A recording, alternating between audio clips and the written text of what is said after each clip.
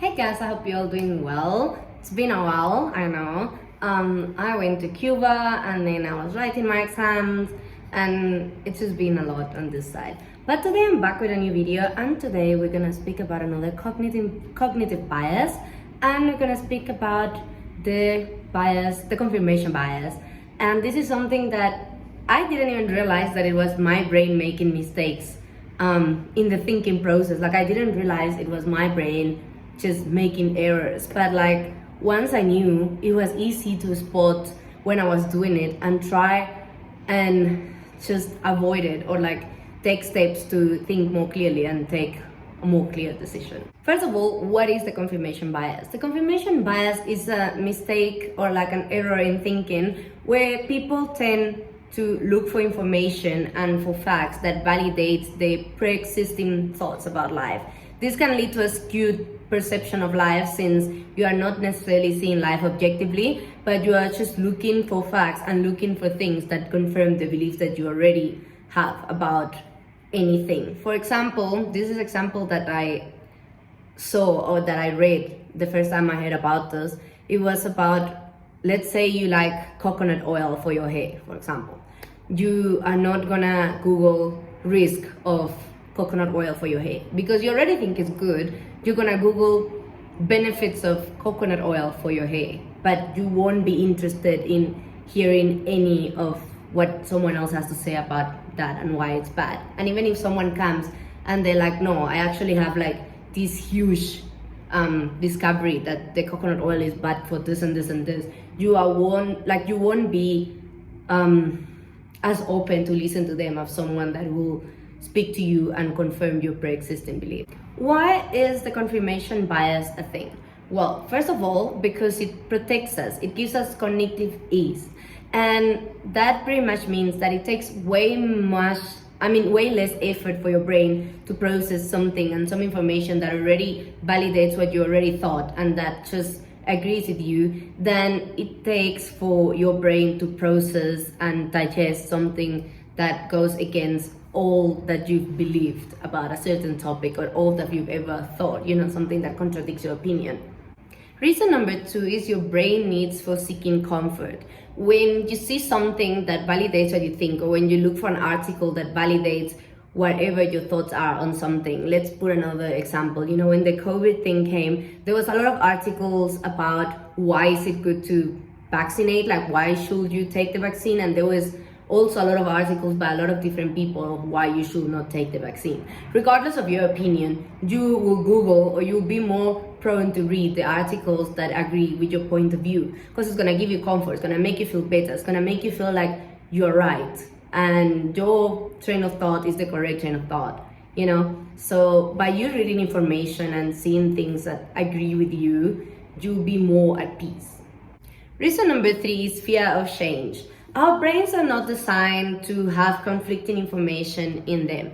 So if you receive very much conflicting information about something that you believe already, for example, you believe that some guy is absolutely in love with you, madly obsessed, and then that guy comes and he says, no, I'm actually not in love with you. You are gonna have to change. Like, you cannot have those two beliefs in your brain. It's gonna create cognitive dissonance. Both of them cannot coexist, and you can't. And this is just like an extreme example, but there's a lot of like minor things that happen in the day-to-day life.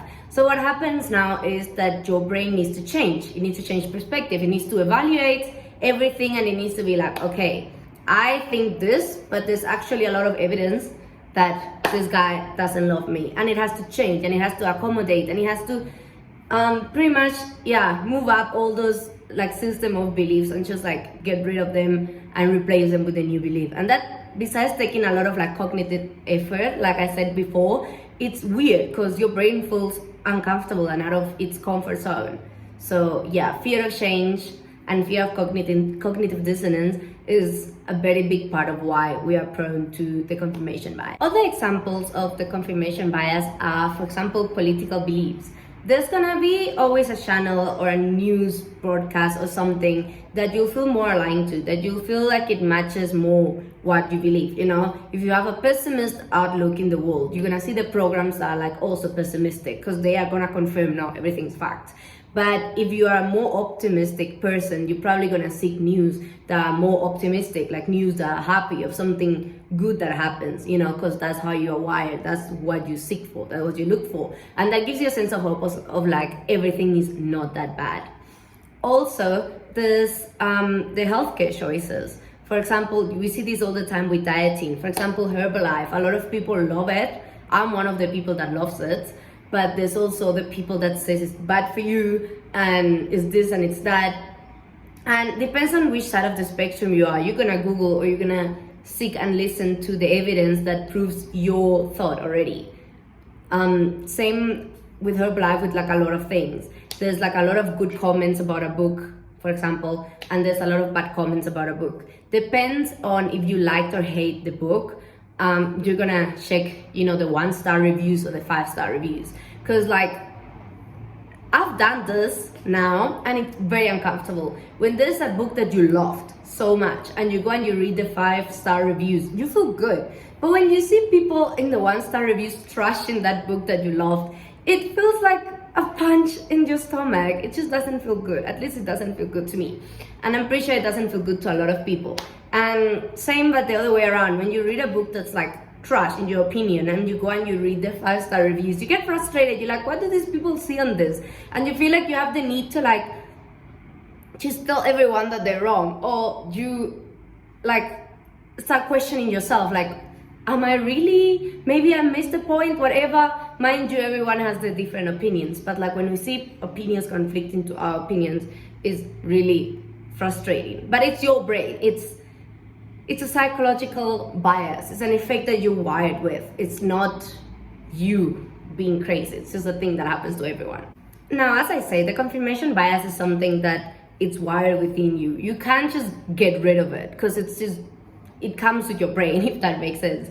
So, but what we can do is when we're looking for something, for example, I don't know, if we are looking to move to a certain city and you really like that city, and you just only want to look for like the good reviews and the good things people have to say, try and look for the 2 sides of the coin, even if it's uncomfortable. If you want to do something, whatever it is, let's say, I don't know, skydiving, look for the good and the bad experiences, not only for the good ones. If you want to buy a product, if you want to follow a diet, whatever it is, instead of Googling and seeking information of why that's good, challenge your brain. Make your brain be a little bit uncomfortable and deal with what it doesn't agree with. Like, yes, it's gonna make you feel a little bit uncomfortable, but it's gonna help the process of thinking clearly, and it's gonna make you have a very more objective, and it's gonna help you have more clear thoughts and make you have more informed decisions, or make you make more informed decisions.